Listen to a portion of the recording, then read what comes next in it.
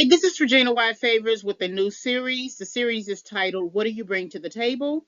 And it is part of the Overcoming Rebound Relationships curriculum and then also the Toxic Encounters books. And you can find those tabs marked as rebounding and also toxic encounter books on my website, reginawhitefavors.com. So, this particular series I thought is very interesting because there's this sort of ongoing social media discussion concerning men asking women what do they bring to the table, and it segues into conversations about submission and how most men want a submissive wife or partner. They're not always inclined to transition the individual into becoming a wife, but they want the individual or the woman to be submissive.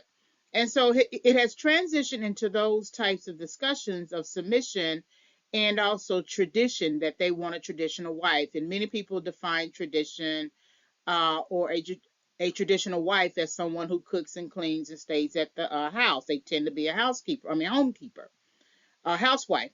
But I noticed that there's an irony to the discussion about what do they bring to the table, because most men who ask that question tend to label themselves or categorize themselves as alpha men, and they still, when a woman responds with the fact that she makes a certain income or she works a certain job or she has education, the men will say, well, that's not important to alpha men, right? Or that's not important to men just in general.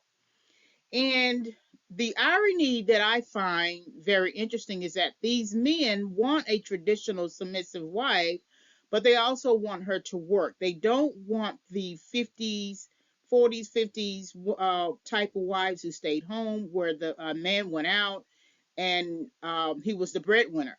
What they want is still the woman to work and still the woman to be able to tend to the home, tend to the husband in a very traditional way, not have any true independence or anything like that. But when a woman says, well, she makes a certain amount of money or she has education, they sort of mock and scorn and look down on that. So I've been thinking about this series for a good while and just kind of listening to discussions and being sort of turned off by those discussions, as well as wondering, I mean, do people really know what they want? The most important thing that people need to understand is that you are always 100% responsible for yourself. So that means you need to do all that you need to do to ensure that you establish you. Just because someone decides to get an education or make a lot of money doesn't mean that they think that person is better than you. That's what you're supposed to do as an adult. You're supposed to leave your parents' home, get a job, go to school, get your own apartment, get a house, get a car, pay bills. That's what you're supposed to do. And so this discussion about what do you bring to the table is something that I want to explore.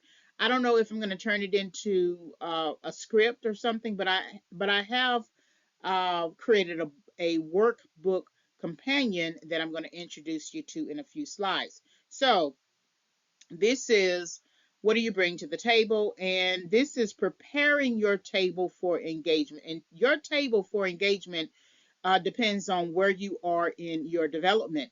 If you are preparing your table for engagement, if you are in your 30s or your 40s, well, it is, you've likely already received your education or completed your education, and so now you are already establishing yourself. So now you are at a 30s mindset, or if you're in your 40s, you're at a 40s mindset.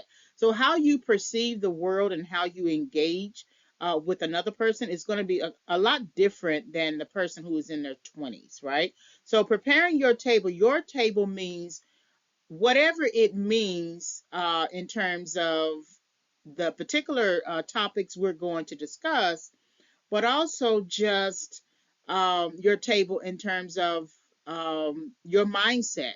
your mentality about relationships, about relationship building. If you're the type of person who quits relationships after a certain time and you don't have a record of staying in a relationship longer than 6 months, that is your table. And so you're going to have to really address that part of your um, emotional development. So this is, what do you bring to the table? Preparing your table for engagement. So the curriculum is based upon the research I did for rebounding and rebound relationships. And that research you can find under the rebounding tab. And the rebound relationship research focuses on understanding the table. So this is the table that we're at as two partners. One of the partners is a rebound, and the other partner is a member of a core relationship. And so when you are engaging in relationships, especially romantically, and you don't know that the partner is already engaged with someone else, and that can be as in marriage, or it can be just in a long-term relationship, it's time to really think about what's going on with the table that you're sitting at. So that's understanding the table. And then the Toxic Encounters books um, do derive from that research. And so I go over that at the end of the presentation here. But it's Overcoming Rebound Relationships curriculum, and it is when you need to leave the table. So the three books, three titles under the series, the Bait, Hook, and Switch series, focus on rebound relationships, why people pursue them, focuses on also adult attachment, and then encourages the reader to go no contact. So this is the curriculum in addition to the workbook companion. So here's the workbook companion. What do you bring to the table? This is the series, and then this is taking many of the ideas that I have in this presentation and putting it into book form. So it's about 130 pages, and it is available on Amazon. What is your family table? So your family table is one of those things that has a lot to do with the upbringing, your parents' parenting style, what you were exposed to. So if you were exposed to a person and a parent who sort of wrote bad checks and that was modeled to you, you're likely to pick up that habit, because a lot of times a person who does that tries to involve you in it. And when you do it the very first time, write a bad check, right, and get away with it, you feel a certain release from that. Okay. But in that regard, you're not learning what you need to learn about how to handle money within the family dynamic. What you're learning is how someone uh, has has has learned how to mismanage money within a family dynamic. Your family dynamic is really your first world, and that world prepares you for the outside world, right? And so if you live in that world and that world is chaotic, and you see your father hit your mother, or you see your mother hit your father, or you see either one of those parents cheating on each other, or if you see either one of those parents bringing in another child outside of the marriage, right? Or if you see two loving parents, if you see parents who spent time loving their kids and learning their kids. Okay, that's the world you're learning. You're learning. That's a family table. One of the most important family table events that we have really sort of gotten away from is all of us sitting at the family table and actually eating a meal, talking to each other. Sometimes we're all quiet and sometimes we're not. But there's the head of the house, I mean, the head of the table. Uh, that person is sitting at the head of the table, and then you have all of the siblings. You may have a grandmother, or an uncle, or grandpa, or something like that. But we're all sitting at the table. Somehow, when I think the advent of the um, microwave, the TV dinners. I think that's what sort of shifted um, us away from the table. Because when you think about it, we don't have any problems coming back to the table when it's for holidays. We have no problems with that. But then sometimes if you sit back and observe, you'll see certain people leave the table and actually sit by the TV or sit outside or sit in their lazy boy chair or go to their room. And so we still have this family table where people are not sitting at the family table anymore. And I don't know if that really bothers you, if that's a concern for you. It may not be a concern for you.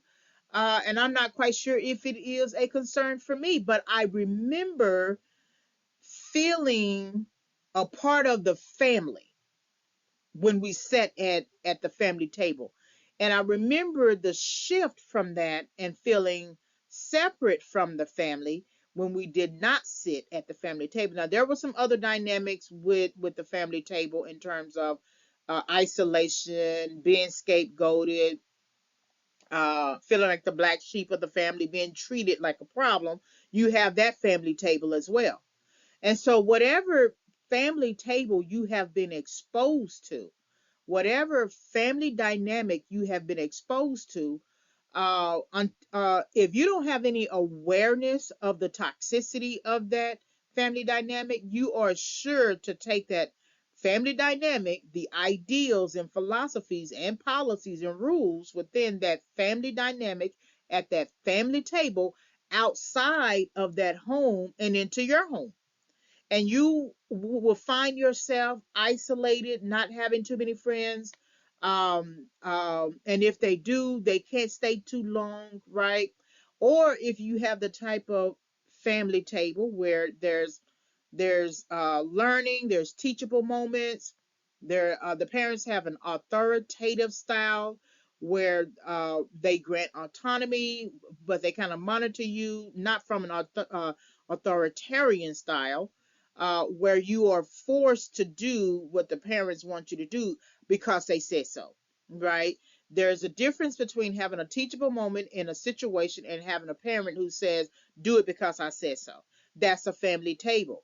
And if you find yourself saying those words to your child, or if you're a teacher like myself and you are saying it to your students, or if you are a manager at a company and you are saying it to your subordinate, okay, all you're doing is confusing the situation. You're telling someone to do it because you said so, but you're not really explaining why it's very important to do it because they say so, right?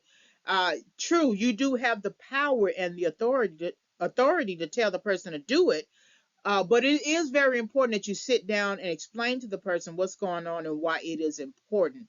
But if you don't learn problem solving at the family table, and all you learn at the family table is how problems are created and never solved, then you can expect to take that type of thinking into a relationship where like a good example of this, many of you like myself have grown up in a family dynamic with a very emotional, maybe toxic mother, likely narcissistic, and that person can be very manipulative.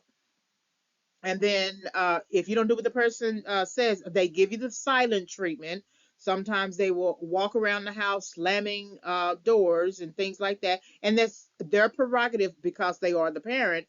But whatever you see in your parent doing that, especially with the manipulation and silent treatment, you will find yourself doing it with your spouse, with your live-in partner, with your long-term partner. You'll find yourself doing exactly what has been modeled to you. So that family table matters. What you learn at the family table, and the family table is not, it can be specifically literally the family table, but it can also be the ideals that form and permeate the family dynamic, which can be toxic ideas or which can be very healthy ideas. So, what is your family table? So these are the toxic encounter books that I mentioned earlier. This is Toxic Encounters: Why People Pursue Rebound Relationships, Part One. Then Toxic Encounters: Adult Attachment and the Problem with Rebounding, Part Two. And then Toxic Encounters: Why You Should Go No Contact Post Rebounding, Part Three. So this is part of the Overcoming Rebound Relationship curriculum, and these were the three initial books in terms of research where I go over um, rebound relationships, how it relates to adult attachment, and that's why we tend to stay in those types of relationships because we become attached. Is usually an insecure attachment, and you can chart the insecure attachment from your childhood to your adulthood. Then, of course, going no contact. Visit, subscribe, and follow. So this is the standard logo for the Regina White Favors website. And so you can also visit me on Facebook, Arthur Regina White Favors, YouTube, Regina White Favors channel, and then our Amazon Author page, amazon.com /Arthur Regina White Favors. Thank you very much for listening.